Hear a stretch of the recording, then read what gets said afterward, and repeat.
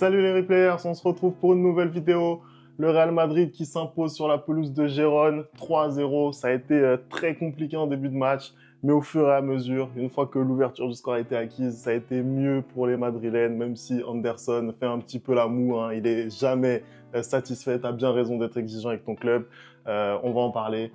Mais moi, personnellement, je pense que le Real va encore une fois gagner cette Liga. Voilà, je vous le dis. Je vous le dis en exclusivité. On est en décembre, voilà, on est en décembre, ça commence à tirer des plans sur la comète. Mais pourquoi t'es comme ça? Pourquoi t'es comme ça, hein? Encore ce soir, on se retrouve face à une équipe qui a du mal cette saison et c'est pour ça qu'on arrive à gagner. Mais sinon, dans le jeu, encore une fois de plus, en première mi-temps, c'est inquiétant, Femi. Je peux pas me satisfaire de ce que j'ai vu ce soir. Quand tu me dis que je suis exigeant, oui, je suis exigeant avec mon club. Parce que j'attends mieux de ce club.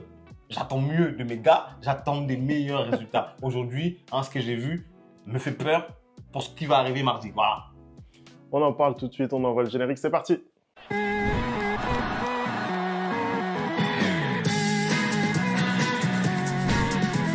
Allez, on commence tout de suite ce débrief Anderson. Pas mal de choses à dire sur ce match. Le Real qui devait gagner en sachant que le Barça avait fait le faux pas pour pouvoir en profiter, pour pouvoir se rapprocher. Et maintenant, le Real Madrid est en position de redevenir leader de la Liga si ils arrivent à remporter leur match à Valence. Anderson, c'est quoi ton analyse de ce match? Ça a été quand même 30 premières minutes très compliqué pour le Real. Je sais pas pourquoi tu dis 30 premières minutes. Pour moi, c'est littéralement la première mi-temps qui est super compliquée pour cette équipe du Real Madrid. Déjà, je tiens à préciser que juste avant le match, on a encore appris une autre mauvaise nouvelle, à savoir le forfait de Rodrigo qui est blessé, qui a une blessure musculaire, qui sera out notamment apparemment 2-3 semaines. En même temps, qu'est-ce que tu veux qui se passe quand tu précipites le retour de certains joueurs et que tu les mets titulaires 2 matchs directs alors qu'ils n'ont pas joué pendant je sais pas combien de temps, juste parce que tu joues avec les 13, même 14 joueurs. J'ai pas envie de m'étendre là-dessus, on va revenir dessus. Le match a commencé très mal pour le Real, encore une fois de plus. Je suis désolé, cette équipe de Girona, elle a tout le mal du monde cette saison.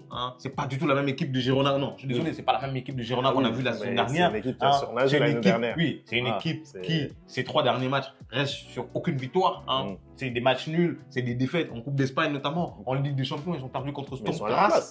Non, mais je te dis juste qu'une équipe qui avait énormément de mal. Donc tu te dis que le match va être un peu plus simple pour le Real Madrid parce que on se rend compte que le début de saison pour le Real Madrid, c'est plutôt les gros rendez-vous qui leur posent problème et que les petits rendez-vous, en l'occurrence, même s'ils ne dominent pas, ils arrivent à gagner. Donc tu te dis que le Real va dérouler contre ce Girona-là. Mais quand tu rentres dans le match, tu vois que c'est très compliqué pour le Real, encore une fois de plus. Tu vois qu'ils n'ont même pas la maîtrise du ballon. Tu vois qu'à chaque contre-attaque du Girona, tu sens que ça peut faire mouche si tu n'as pas un grand Courtois dans les cages, tu vois ce que je veux dire? Ou même si Girona ne négocie mieux, c'est con, parce qu'à certains moments, j'ai trouvé qu'ils étaient un peu lents dans la transition, où ils ne faisaient pas forcément les bons choix. J'ai trouvé cette équipe du Real à la rue, malgré ce 4-2-3-1 qu'a mis Ancelotti ce soir. Il a un peu changé C'était quoi d'ailleurs son système. Parce que personnellement, je pense moi que je savais pas. Mais je pense que c'est ça le problème du coup de la première mi-temps, parce que je pense que même les joueurs étaient un peu perdus, parce qu'on a eu ce soir un double pivot devant la défense, Valverde et Modric. Ensuite devant, tu avais Brahim Diaz un peu à gauche, Bellingham au centre et Arda Güler à droite, et tout devant tu avais Voldemort, parce que j'ai dit que je dirais plus son nom, voilà. Non, je vais pas dire son nom, tant qu'il fait pas des matchs corrects, je dirais pas son nom. Et en fait tu avais à chaque fois du coup un peu une attaque sur le côté gauche, tout le monde s'est déporté sur le côté gauche. Il a un peu surpris tout le monde avec cette formation ce soir. Je pense que voilà, l'absence de Rodrigo et de Vinicius a fait qu'il a dû mettre cette équipe en place. On a un Tchouaméni qui est redescendu en défense centrale. Et d'ailleurs, Tchouaméni, apparemment, je pense que c'est son poste. Non, mais parce que ce soir, il fait un match incroyable. Il fait un match incroyable. Je suis désolé, Tchouaméni en défense centrale, c'est beaucoup plus efficace que Tchouaméni au milieu de terrain. Et ça m'étonne même parce que à 2-3 reprises, il a fait des percées avec le ballon en étant défenseur central. Ce qu'on lui demande de faire quand il est milieu de terrain et qu'il fait pas.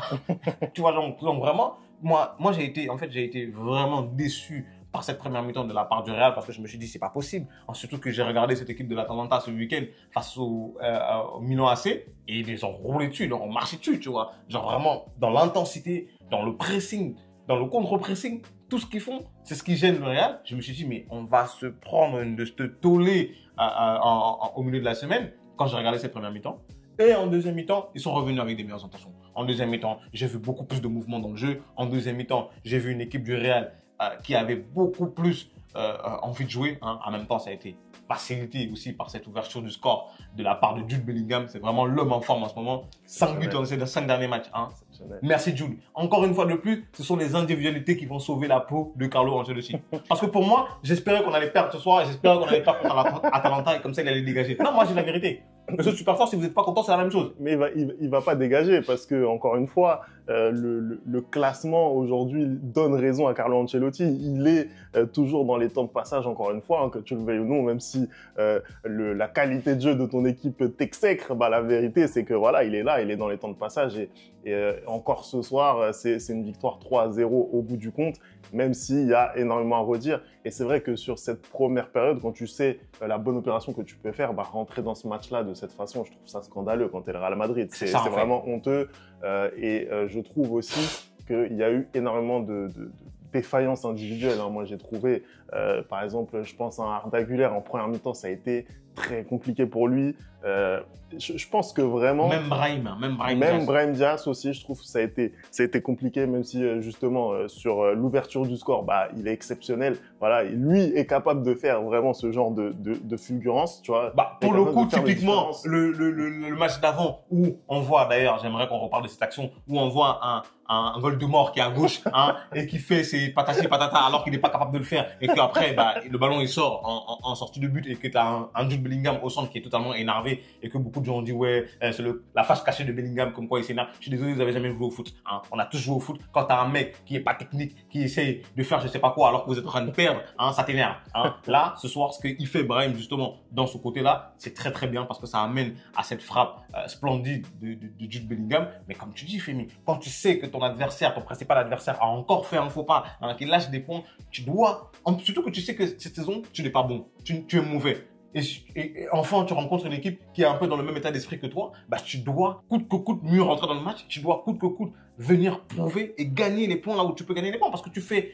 En fait, toi, t'es pas bon, mais ton adversaire, il fait énormément de faux pas. Donc, profites-en. Et c'est pas le cas, c'est pas ce qu'on a vu en première mi-temps. En tout cas, en première mi-temps, je n'ai pas été satisfait de ce que j'ai vu de cette équipe. Maintenant, en deuxième mi-temps, c'est autre chose. Parce qu'on est rentré en deuxième mi-temps et absolument tous les joueurs se sont mis à attaquer ensemble, se sont mis à défendre ensemble et ça te donne un meilleur match. Pourquoi? Parce qu'il y a du pressing, hein, il y a du pressing ensemble, il y a des appels de balles. Bah, c'est incroyable comment le foot, il est simple quand les joueurs bougent, quand il y a du mouvement en fait. C'est incroyable. Mais j'ai l'impression que en fait, cette équipe du Real Madrid, elle est un peu tributaire du scénario du match. J'ai l'impression que quand l'ouverture du score a eu lieu, tout a été plus facile. Même Kylian, on tape énormément sur lui depuis le début de la saison. Et à juste titre, là, on voit encore son début de match très compliqué, encore une fois. Il a vraiment du mal. Il est catastrophique, dis-le, il est catastrophique. Je sais pas pourquoi tu hésites, hein, parce que notamment, il y a cette action où il rate totalement les cages. Même s'il touche le ballon de la main au début, ouais. Mais il arrive face à face avec le gardien et il rate totalement les cages. Et là, expliquez-moi ça. Non, mais expliquez-moi les gens qui le défendent, expliquez-moi ça. Parce que s'il touche pas le ballon de la main là et qu'il a raté l'occasion, hein, et qu'il y a un 1 à la fin du match, qu'est-ce qu'on dit encore ce soir? Qu'est-ce qu'on dit encore ce soir? Non, bien sûr. Mais en tout cas, tu vois, à partir de la deuxième mi-temps, j'ai trouvé vraiment au niveau des appels, au niveau du jeu combiné, c'est beaucoup mieux. Et on ne comprend pas ce qui fait que Kylian n'est pas capable d'avoir cette régularité sur 90 minutes. Parce que je ne sais pas, est-ce que justement c'est le scénario du match, c'est le fait d'être un peu plus libéré justement par le fait de mener au score, je ne sais pas, mais c'est quand même incroyable. Il va vraiment falloir se poser des questions. Moi, je pense pas que c'est le fait de le mener au score qui le libère, lui, personnellement. Je pense que les autres joueurs, peut-être, hein, mais lui, personnellement, non. Parce que je pense que lui, il est libéré que quand il marque. Mais typiquement, prenons le deuxième but, par exemple. Une très belle passe de la part de Modric qui casse des lignes qui arrivent sur Bellingham. Bellingham, il se retourne tout de suite. Il regarde, il voit l'appel de Arda Güler. Arda Güler qui fait un très bel appel hein, dans la profondeur justement, et qui va ajuster le gardien. Mais cet appel-là, on est d'accord que c'est pas Arda Güler de le faire. C'est au numéro 9 de le faire. Hein. Mais d'ailleurs, Arda qui...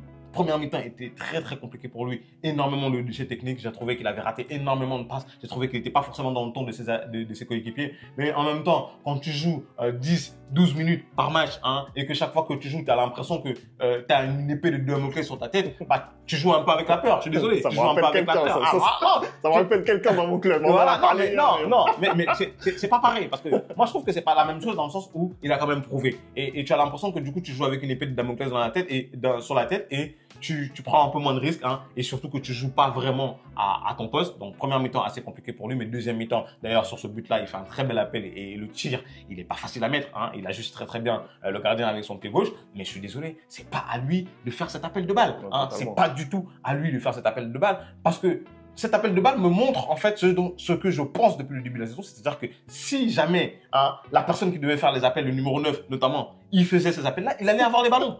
Il allait avoir les ballons parce que Jude, en une passe, il le trouve directement, Arda Güler. Le gars est vraiment sincère, il ne veut pas Jude, dire son nom. je dirais pas son nom, Femi, je dirais pas son nom. Jude, en une passe, il retrouve Arda qui fait un très bel appel, tu vois. Et puis même son propre but, hein, parce que pour le coup, son propre but, je trouve que l'appel qu'il fait est bon. C'est-à-dire que il voit Modric avoir le ballon, hein, il fait un premier appel, il se stoppe et ensuite il déclenche le deuxième appel et tout de suite, hein, parce que tu joues quand même avec des gens du Real, des gens qui ont 5-6 Ligues des Champions et tout de suite Modric le trouve de l'extérieur du pied et lui-même il va marquer un but angle fermé très très bien, tu vois ce que je veux dire. Donc quand il joue sur ses qualités, à savoir la profondeur, bah ça va tout de suite mieux. Je suis désolé, en première mi-temps, en deuxième mi-temps, il a été beaucoup plus remuant, il a pris beaucoup plus la profondeur et ça a marché mieux pour lui. Et puis tu vois que dès qu'il marque, et c'est ça qui m'énerve, il est libéré d'un poids. Pour le coup, c'est pour ça que je dis que pour moi, vraiment, sa libération passe par le fait qu'il marque. Parce qu'en première mi-temps, ce gars-là, il était une fois de plus perdu en attaque. C'est-à-dire que tu ne sais pas où il joue, tu ne comprends pas ce qu'il veut faire, il est beaucoup trop statique, il n'est pas dans le ton de ses partenaires. Quand tu vois qu'il y a une contre-attaque, des gens l'attendent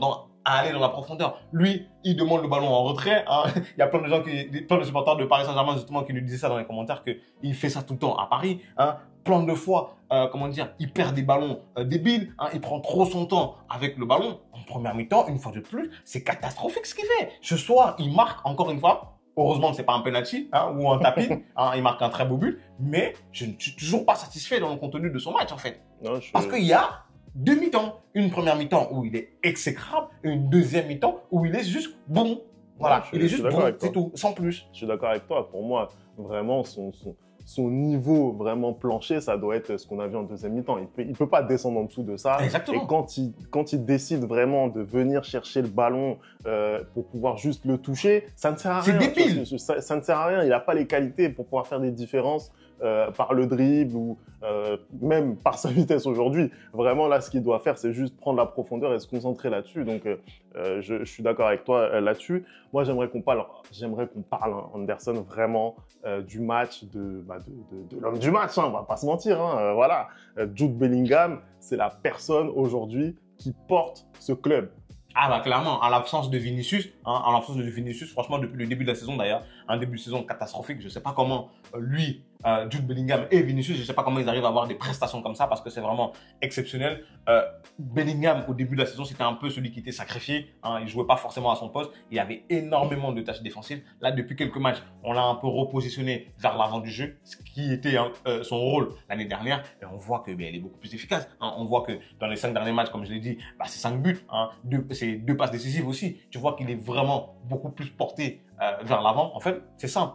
Quand il est un peu délesté des tâches défensives, bah, il a l'énergie pour attaquer, il a l'énergie pour aller faire du bien. Moi, ce que j'apprécie, c'est que comme par hasard, en fait, il a un sens du but qui est incroyable. Ce ballon qui retombe devant lui et il se précipite pour mettre cette frappe-là, en fait, c'est pas du hasard. L'année dernière, c'était pas du hasard et cette année, c'est pas du hasard non plus. Et autant il sait mettre ce genre de frappe, autant il sait faire des passes comme ça a été le cas sur le but d'Arda Güler où avant même de contrôler le ballon, il a déjà pris l'information parce que la vitesse à laquelle il contrôle, d'ailleurs le ballon reste dans ses pieds, se retourne et met la passe, c'est extraordinaire. Ouais. C'est pas tout le monde qui est capable de faire ça parce que la passe, la passe de Modric, elle est... En plus, je pense que, en fait, tu vois, c'est des joueurs qui se connaissent. La passe de Modric, elle est très forte pour pouvoir casser les lignes et son contrôle, il est juste magnifique. Il sait qu'il est capable de faire le contrôle. Voilà, il sait qu'il est capable de faire la passe, le contrôle, pardon, et la passe, elle est juste magnifique. Tu vois, Arda a pris la profondeur et Arda n'est pas un joueur super rapide. Mais le fait de justement de démarrer son appel au bon moment, hein, donc tu imagines si un Arda il est capable de faire cet appel-là avec le bon moment, avec la vitesse qu'il a, bah tu imagines l'autre ce qu'il pourrait faire. Tu t'imagines les dégâts qu'il pourrait faire si à chaque fois il prenait le bon ton, la bonne profondeur, il serait aujourd'hui à 20 buts. Je suis désolé, Femi. Il serait aujourd'hui à 20 buts. Non, c'est vrai. Non, je suis d'accord avec toi. Je partage l'analyse. Bellingham qui sort blessé au bout d'1 heure de jeu. Ferland Mendy également, qui lui par contre a connu une soirée assez compliquée. C'était le joueur un peu. Sort également blessé. Anderson, comment tu vois les choses maintenant en prévision de ce match face à l'Atalanta? Aujourd'hui, c'est un peu ça aussi qui nous plombe énormément. Ces blessures à répétition. On a l'impression que chaque fois qu'un joueur revient, il y a un autre qui se blesse.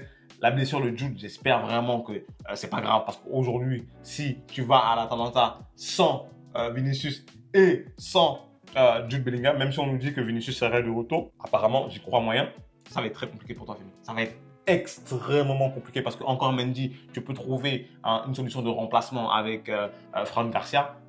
Mais aujourd'hui, je suis désolé, celle de Jude encore, elle arrive super tôt. Mais la blessure de Mendy, elle peut être évitable. Encore une fois de plus, Ancelotti, tu mènes 3-0 sur la 70e minute. Fais tourner ton équipe. Je suis désolé, les Henry, comme ça, ils rentrent beaucoup trop tard. À 70e minute, tu dois donner 30 minutes de jeu à tes remplaçants. Tu es aujourd'hui dans l'obligation d'impliquer tes joueurs, parce qu'il y a énormément de blessures musculaires, notamment celle de Rodrigo, qui sont dues au fait que tu ne joues qu'avec les mêmes joueurs. Aujourd'hui, ce n'est pas normal qu'un Henry joue aussi peu. Aujourd'hui, ce n'est pas normal qu'un Arda Güler, de manière globale, dans la saison, joue aussi peu, tu vois. Tes Ceballos, ils doivent jouer beaucoup plus, surtout quand tu as fait le boulot. À la 70e minute, tu mènes 3-0. Qu'est-ce qui t'empêche de donner 30 minutes à Henrik aujourd'hui? Qu'est-ce qui t'empêche?